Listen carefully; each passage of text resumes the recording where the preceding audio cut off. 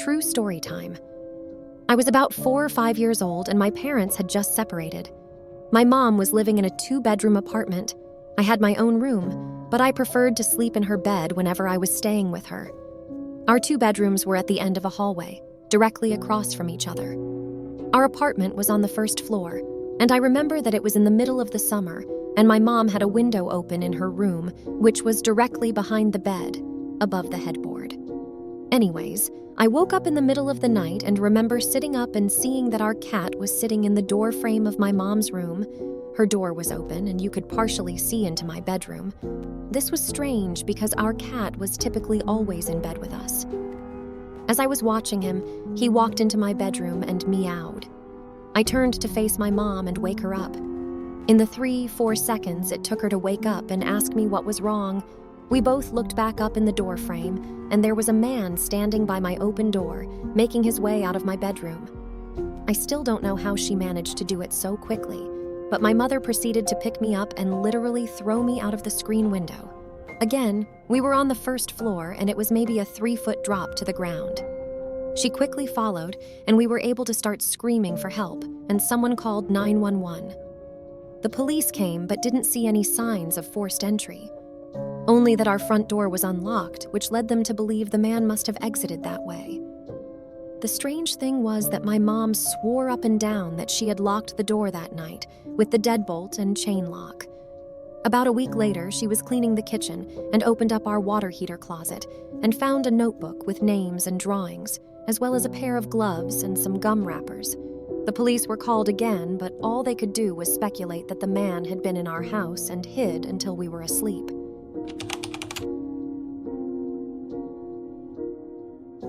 About 5 years ago, my mom started dating a guy she met on a dating site. That part is fine.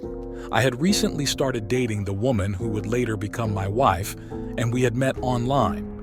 I'll just refer to her as my wife for this story. Anyway, my wife and I never really liked this guy. We didn't think he was mean or anything like that, just a little creepy. He was quiet. He kept his eyes closed a lot and occasionally said odd things like offering my wife a chocolate and then popping one in his mouth, closing his eyes and moaning as he let it melt in his mouth. One time my wife and I were visiting my mom, but she got called into work, so we waited at her house. Her boyfriend was over, but he spent the entire several hours just hanging out in her bedroom with the door closed. Just before Christmas, my mom and this guy started having some difficulties. My wife and I were visiting her for the holidays, and she dropped all of her problems on us, and we listened carefully and told her our opinions and suggested that she would be better off without him. She already had her mind made up, though, and decided to break up with him on Christmas Eve.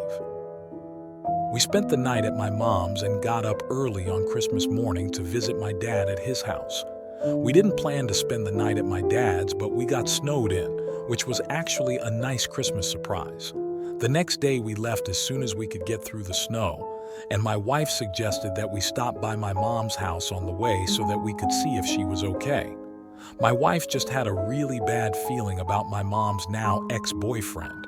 My mom's car was in the driveway, but that didn't mean much because she lives close enough to work that she often walks and it hadn't snowed in her town. She also never locks her door, which drives me crazy, so we let ourselves in. That's when we see blood oozing out of the refrigerator's water dispenser. It had filled up the spill container and was leaking onto the floor and had made a puddle. My wife screamed and I freaked out. I fully expected to see my mom's head in the freezer.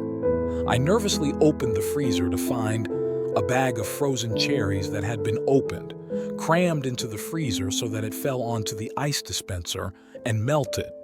Thought my mom was decapitated by her creepy ex-boyfriend.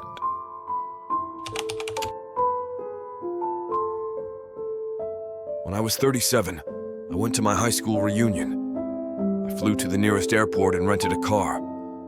The distance was about 35 miles through a very rural and almost abandoned part of the country.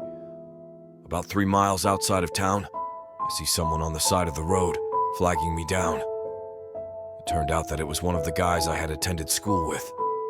Jim, not his name, gets in the car and we start talking.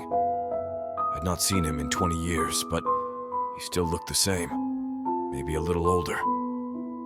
We get to town and I ask him if he wants to come to the VFW and have a drink. He says, "No, just take me home."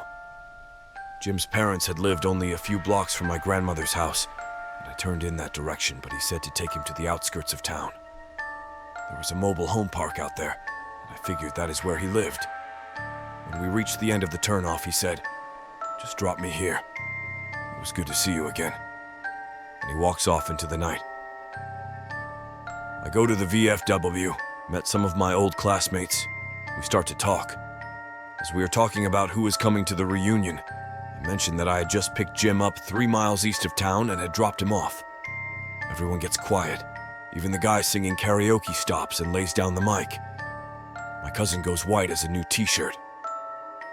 "Barb, Jim died on that curve 8 years ago. Rolled his car.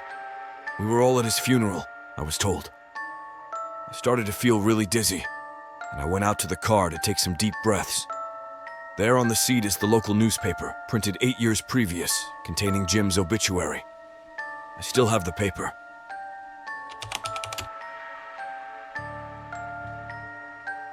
We were living with my brother-in-law and his 2 kids when I was pregnant. He has an elevated house on quite a bit of former hunting land, several miles down a county road. My husband works 7, 6, and Bill worked offshore for 14 days. While he was at work, his kids stayed with their grandmother. Nice house, but it had a weird vibe. I chalked it up to pregnancy hormones. One day, I was home alone, taking a shower, and felt someone staring at me. I stuck my head out and listened. I couldn't hear anyone in the house, so I resumed my shower. A while later, I heard the back door shut.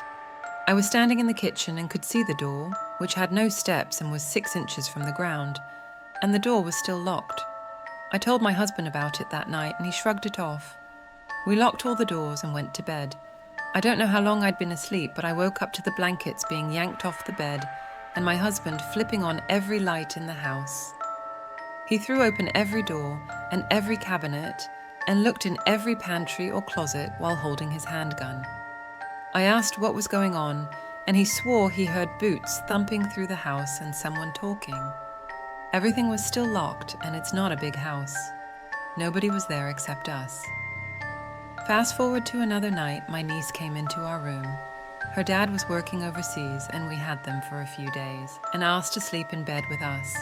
Now, this girl isn't scared of anything and was 14 at the time. I sat up, told my husband to scoot over, and patted my pillow. That's when I noticed her 16-year-old brother curled up under a blanket on the floor beside me. "Why are you both in our room at 2 in the morning?"